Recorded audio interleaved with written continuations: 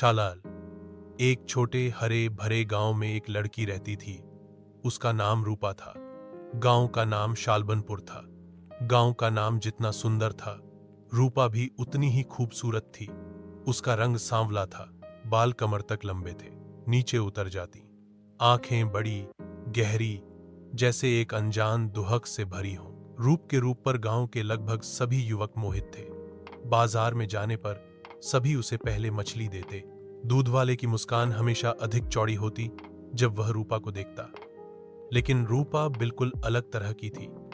वह किसी की ओर देखती भी नहीं थी। पढ़ाई के प्रति उसकी गहरी रुचि थी। वह गांव के स्कूल की सबसे अच्छी छात्रा थी। सपना देखती थी कि एक दिन बड़ी होकर शहर जाएगी, पढ़ाई करेगी, अपने पैरों पर खड़ी होगी। लेकिन उसके मन में भी एक कोने में एक शून्यता थी। कुछ ऐसा था जो अज्ञात, अनजान था, जिसकी तलाश वह खुद नहीं जानता था। एक दिन स्कूल में एक नया शिक्षक आया, नाम सुमन।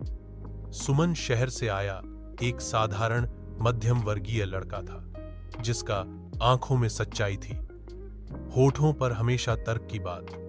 सुमन का पढ़ाने का तरीका अलग था। छात्रों को रटने के बजाय समझने की शिक्षा देना चाहता था वह, और उसी से रूपा मोहित हो गई। पहली बार रूपा ने एक अजीब सा खिंचाव महसूस किया।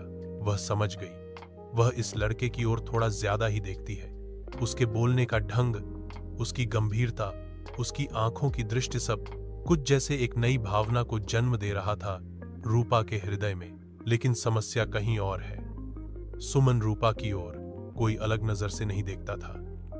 वह उसे सिर्फ अपनी एक मेधावी छात्रा के रूप में देखता था। उसकी आंखों में कोई भावना नहीं थी।